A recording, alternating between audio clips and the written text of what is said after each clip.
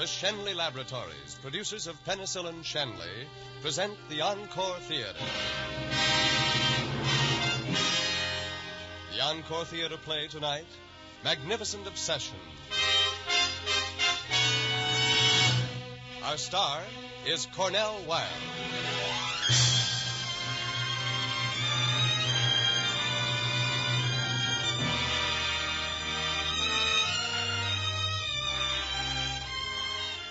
Tonight, Shenley Laboratories present the first in a new series of great dramatic programs. Some of our stories are fact, the struggles and accomplishments of great men of medicine.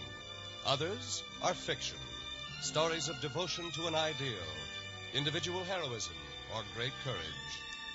By these programs, Shenley Laboratories would remind you that medical science and progress is not cold, impersonal research or pages of statistics, but a warm, human story told in living terms, whether it's the life of one of medicine's immortals or the simple everyday record of service rendered by your family physician.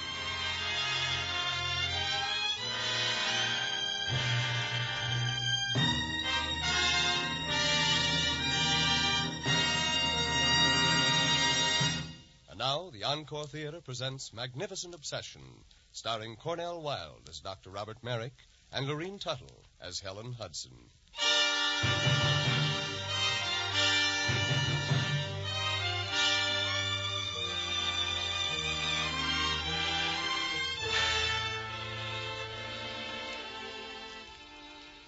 To me, Dr. Wayne Hudson had always been a legend, even back in those days when my life was dedicated to pleasure and very little else. He was one of the world's great surgeons and one of the world's great men. We never met, and yet his life ended because of me, and my life began because of him. That was many years ago, but I can still recall that dark morning when I came to in Dr. Hudson's Brightwood Hospital with a splitting headache and no idea at all what I was doing there. I heard voices outside my door, and I lay there in a cold sweat, listening. How did it happen, Dr. Ramsey? Dr. Hudson had gone for a swim to freshen up. He was very tired. His heart was overtaxed. We could have saved him with the pulmotor, but it wasn't there. Well, where was it? On the far side of the lake. Young Bobby Merrick and some of his friends had staged an all-night poker party. Early this morning, Merrick decided to take them all for a sail on his boat. He was knocked out and overboard by a swinging boom. They rushed over in a speedboat for the pulmotor, and Justin took it to them. If we had had it, we could have saved Dr. Hudson.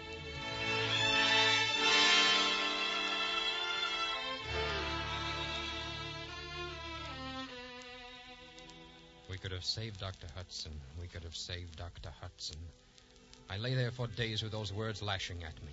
I saw them in the eyes of the people who came to see me. I saw them in the eyes of the nurses and the doctors. When I began to think, I'll never escape them. Every time I read a death notice, I think, could Dr. Hudson have saved that life? And at last I couldn't stand it anymore, and I cornered Nancy Ashford, the head nurse. Look, Mrs. Ashford, I'd like to ask you something, and I'd like to have you ask yourself the same question. Is it my fault that my life was saved and young Dr. Hudson was drowned? How did you know? Nurses are always under strict orders not to tell. No, the nurses didn't tell me, but I have ears and I have eyes, unfortunately. You're all asking yourself, what right have I to be alive and Dr. Hudson dead? No. Well, I'm asking myself that. I know my life isn't worth his. Dr. Hudson wouldn't want you to feel that way. No? Well, how would Dr. Hudson want me to feel? I think Dr. Hudson would say that if you felt responsible for the loss of a man, then you'd better find a way to make up for that loss. Well, that's a pretty big order, sister. Yes, Mr. Merrick. That is a pretty big order.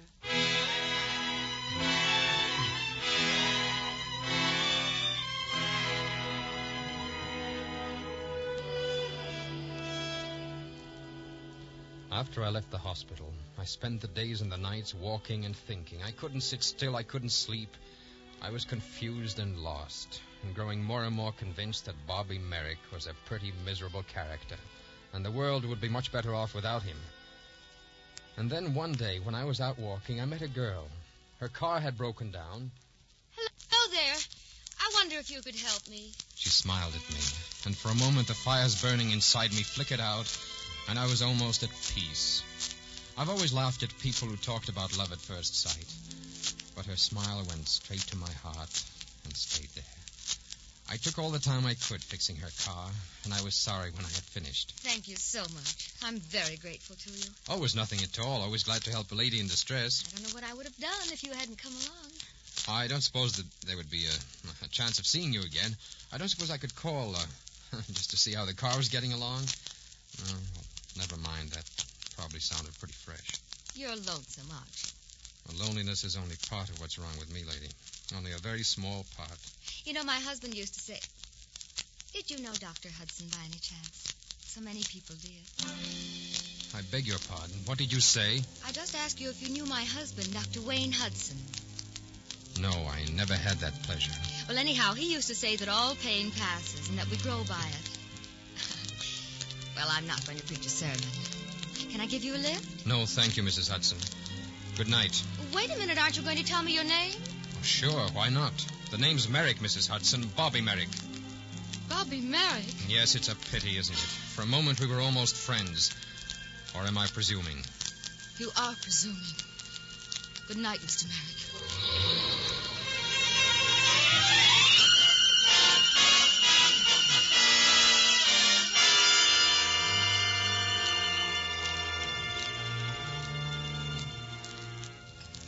I stood there watching her car disappear over the hill, feeling as though I had been slammed against the earth until every nerve was bleeding. And then once more I started walking. Hour after hour, mile after mile. I didn't know where I was walking. I didn't care. I lost all consciousness of my surroundings until suddenly I realized that it was very late at night and I was cold and lost in more ways than one. I stopped at a house whose lighted windows suddenly appeared like a beacon. Yes? I beg your pardon, but I'm afraid I've lost my way. Come in. Thank you. If I could just use your telephone. You look all in. Why don't you sit down and rest a few moments? Thanks. I'm sorry to bust in like this. I thought I knew my way perfectly well. Say, wait, where have I seen that face before? Oh, that's a bust of Dr. Hudson I made just before his death. It's for the hospital. You may have heard of him. Heard of him? Oh, yes, I've heard of him. He's haunting me. First, my life is saved with someone's lung machine. Whose? Dr. Hudson's. Then they take me to a hospital. Whose? Dr. Hudson's. Then I meet a girl. A very beautiful girl, and whose wife is she? Dr. Hudson's? That's right. Then I come here to borrow a telephone. There he is again. He's haunting me. He's haunting me. I see. You're old Mr. Merrick's grandson. Yes, that's me. Bobby Merrick. A name that will go down in infamy. A name that will go down. Now, you go right to sleep, Mr. Merrick, and in the morning we'll have a long talk. I've been wanting to talk to you for some time.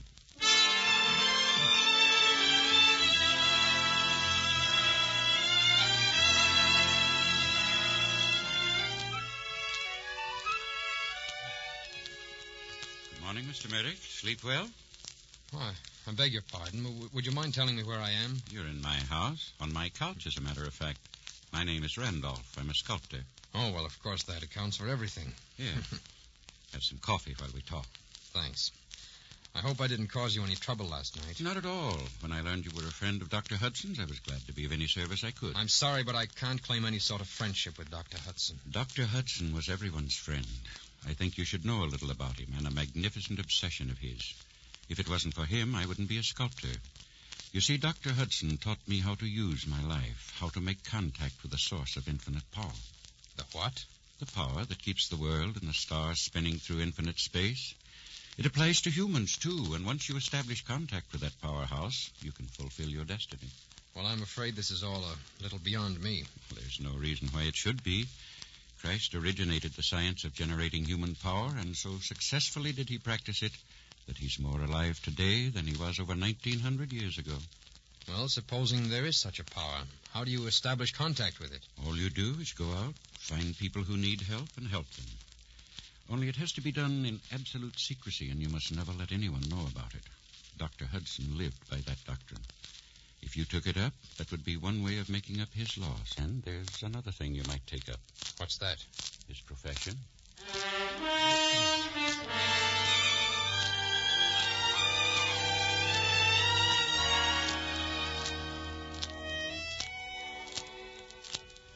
I've something to tell you, Mrs. Ashford. Yes? I'm going to study surgery. You? Yes. You told me Dr. Hudson would say I should make up the loss. Well, that's what I'm going to try to do. Maybe I won't succeed, but if I'm ever to have any respect for myself again, I have to try. Nancy, would you like... I'm sorry I disturbed you, Nancy. I'll stop by later. Helen, Bob is going to study surgery. Surgery? Bobby Merrick. Yes, it does sound funny, doesn't it? Have you any idea at all what it means to be a surgeon? It means years of study and work. It means discipline and self-denial. It means much more than that, Mrs. Hudson. It means being able to look people in the eye again and to sleep at night. It means being able to look at some people and think, I have eased your pain, and at others and think, with God's help, I've given you years to live. It means being able to look at your hands and know that there's life in them and healing, and that you're earning your place in this world. Where did you learn all that? From Dr. Hudson. Yes. For a moment you sounded like him. She stood looking at me for a moment, and then she reached out her hand, and I took it. And once again, for that moment, we were friends. I asked if I could drive her home, and she said yes. And a lot of things seemed to be beginning, but they came to a quick end. It was my fault. She wanted to go straight home, but I was so happy to be with her that I went in the opposite direction. She was angry with me then. And when we came to a stoplight, before I could do anything, she jumped from the car. What happened then is still a confused, blurred thing. Helen, wait a moment. Helen!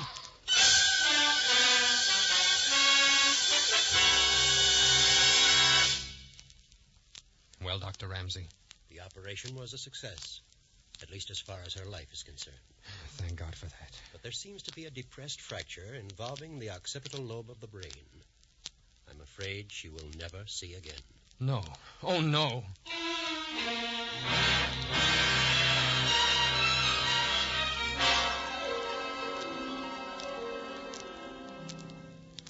She will never see again. She will never see again. The words branded themselves into my brain. They were always there through the days that became weeks, the weeks that became months, months that gradually grouped themselves into years. I went on with my studies, always searching desperately for the thing that might restore Helen's sight. I tried to watch over her from a distance. Bob, as your lawyer, I must tell you that Helen Hudson's stocks aren't worth the paper they're printed on. All right, replace her bad stocks and bonds with some of my good ones. What? She must have a steady income. I heard from Dr. Richard this morning. 5 of the specialists we wrote to have agreed to meet in Paris. Good. Hey, what time is it? Well, it's about 2. Why? Oh, I've got to get to the park. The park? Yes, I go there every day at this time. Well, this is certainly a switch on the old Merrick. You bet it is.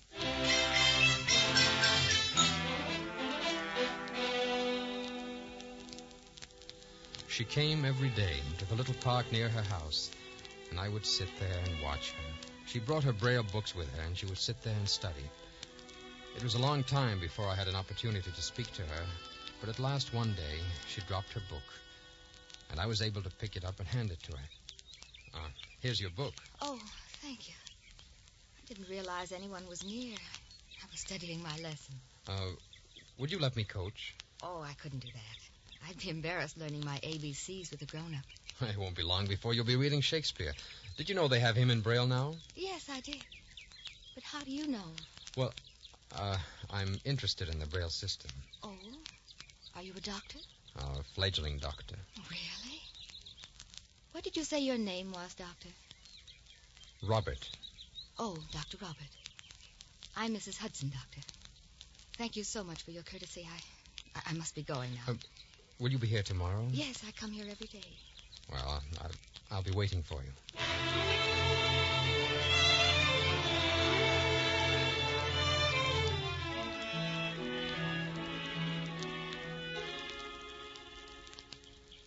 Hello, Mrs. Hudson. You're late today. Yes, I know. But so many exciting things have happened. You've been so good to me these past months. I want you to be the first to know. I'm going to Paris. For a consultation? Yes. A number of eye specialists are meeting there, and while they're having their convention, I suppose it's because of what my husband stood for in the medical profession. They've asked me to come. Oh, I'm so happy for you.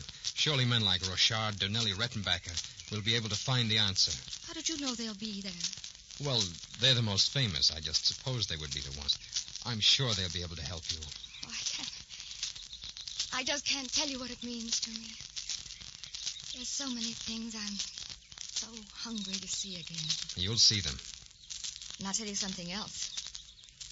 I'm very anxious to see you. All these months knowing you. Yes, I'm very anxious to see you.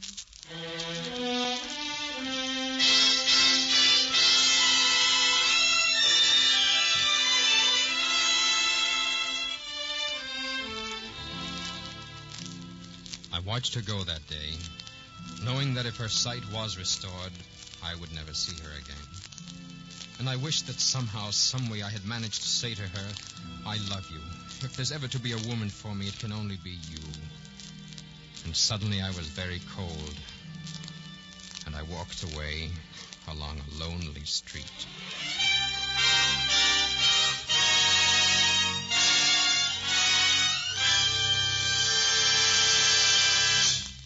Between the acts of Encore Theater, Shenley Laboratories bring you an announcement that is vital and important. For today, penicillin is in the news.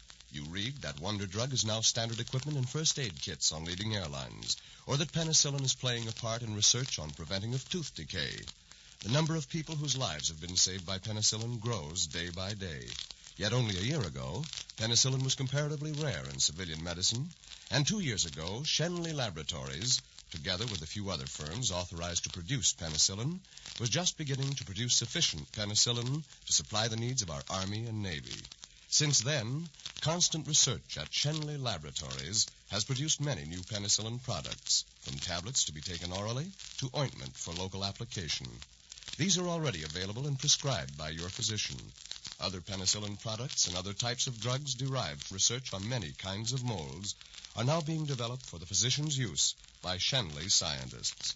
Because of the importance to humanity of drugs of this type, Shenley Laboratory resources are currently being concentrated on their development and improvement.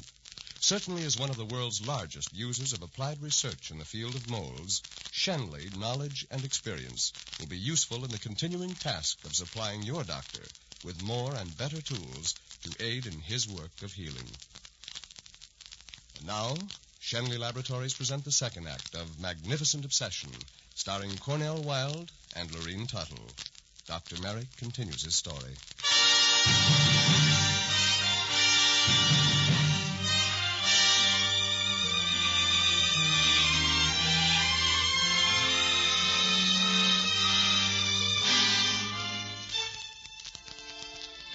Helen went to Paris for the consultation. I followed her there. I was in that consultation room, though Helen didn't know it. Now, Mrs. Hudson, just fix your eyes as though you were looking straight in front of you. Now then, please tell me if you see a little light.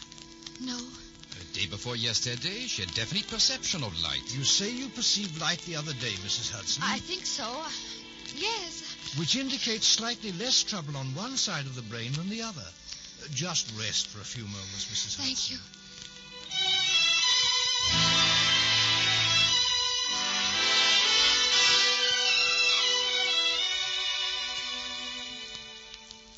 Well, gentlemen? Dr. Merrick, personally, I wouldn't operate. And the rest of you, gentlemen? Nine.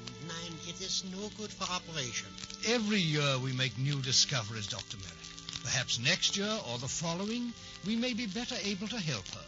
But right now, an operation is not the answer.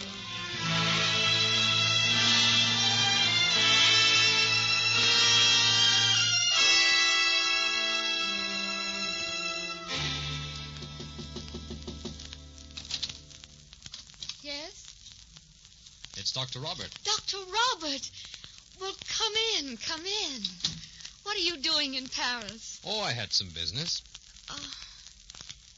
I may as well tell you right away. I'm not going to see again. Oh, don't say that, Helen. You're going to see with my eyes. I've nothing else to do with the rest of my life but help you to see whatever you want to see. Come on now, I'll tell you what. Let's get all dressed up and go out and do the town. I'll show you Paris and show Paris you.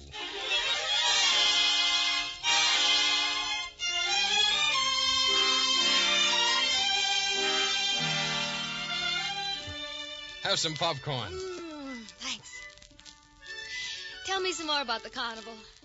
Well, on your right, madam, is Katinka, the fattest lady in the world. She tips the scales at 360 pounds, mesdames et messieurs.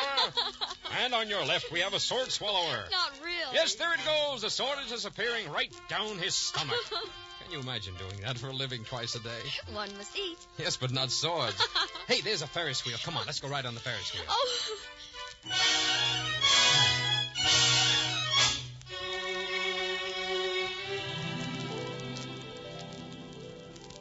Where are we now? We're standing on top of a hill, and all Paris is at your feet.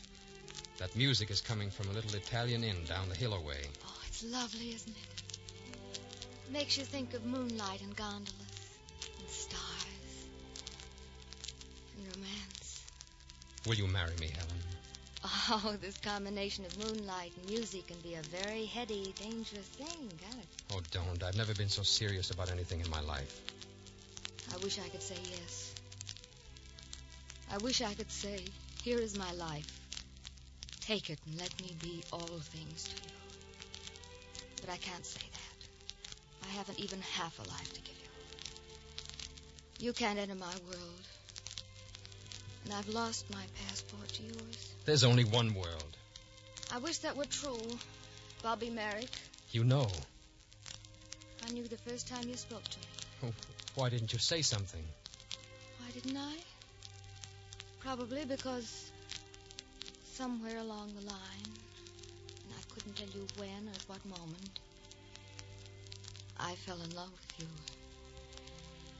And if that operation had been a success, I was going to find you and tell you that I Darling, loved will you. you marry me? Will you please marry me? It's getting late. We better start back. Helen. I'm very tired, please. Will you let me give you my answer in the morning? If it's the right one, I will. It will be the right one.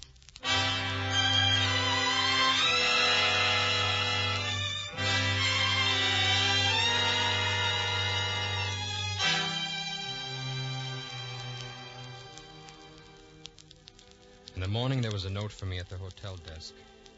And she was gone. She said, it doesn't matter particularly what she said. She didn't want to be a burden.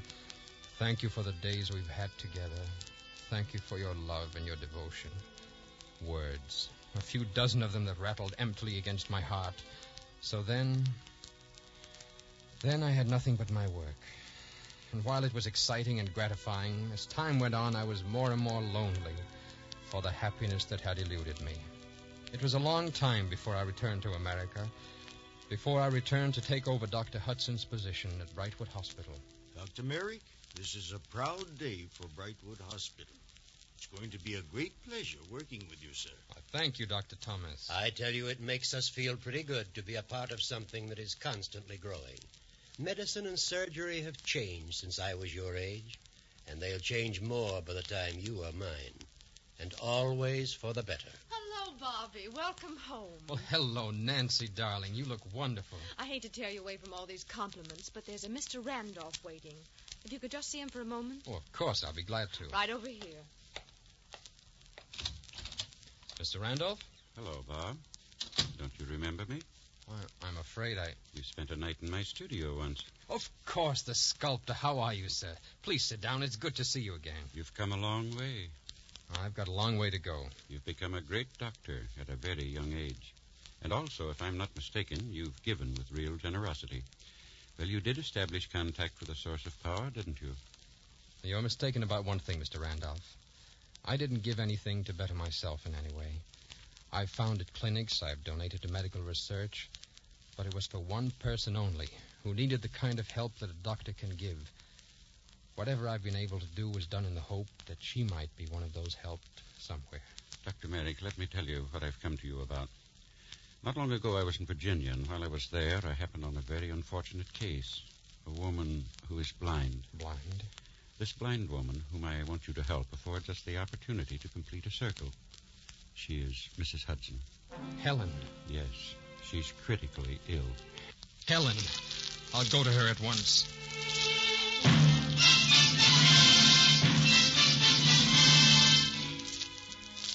She hasn't rallied since this morning? No. All right. Prepare for the operation. We don't want to lose a minute if we can help it.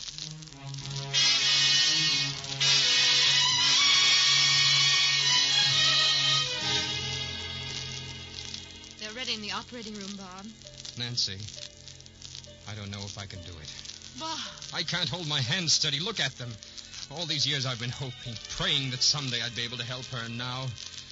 Dr. Merrick, this is no time for emotions or sentiment. This is surgery. The fact that the patient is Helen Hudson makes no difference. This is a woman whose life is in your hands, and you can save her. You can and you will. You're not a man right now. You're a surgeon. Thank you, Nancy. Come on.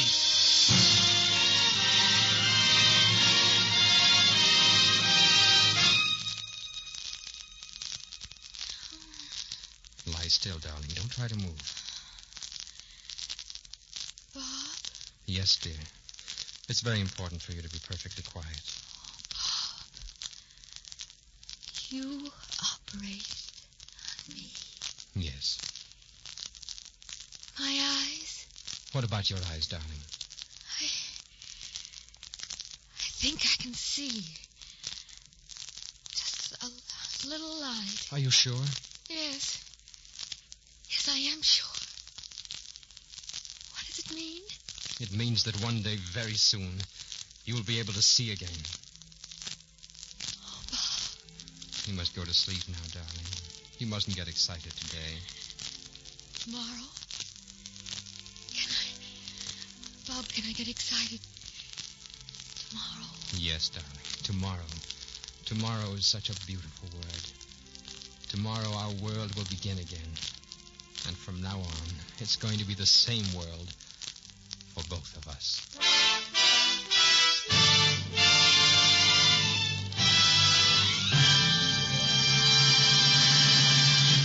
In a moment, we'll bring back our star, Cornell Wilde.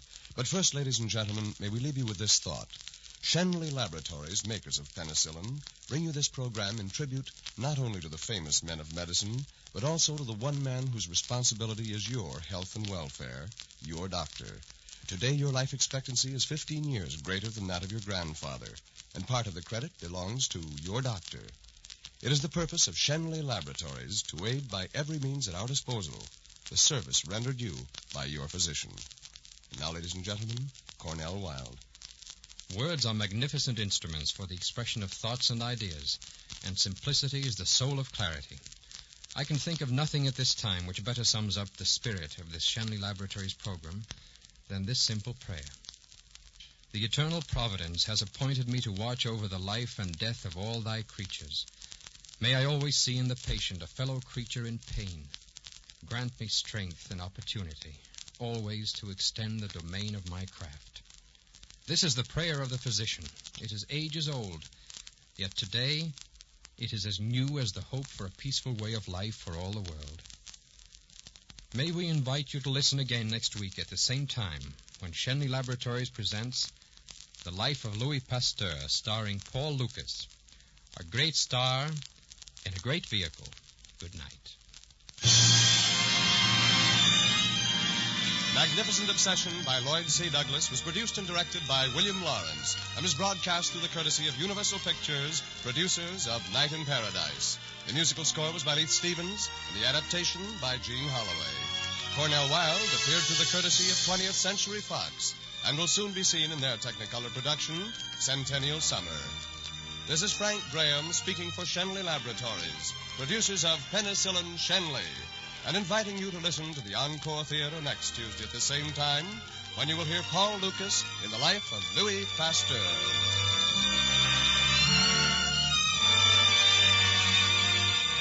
This is CBS, the Columbia Broadcasting System.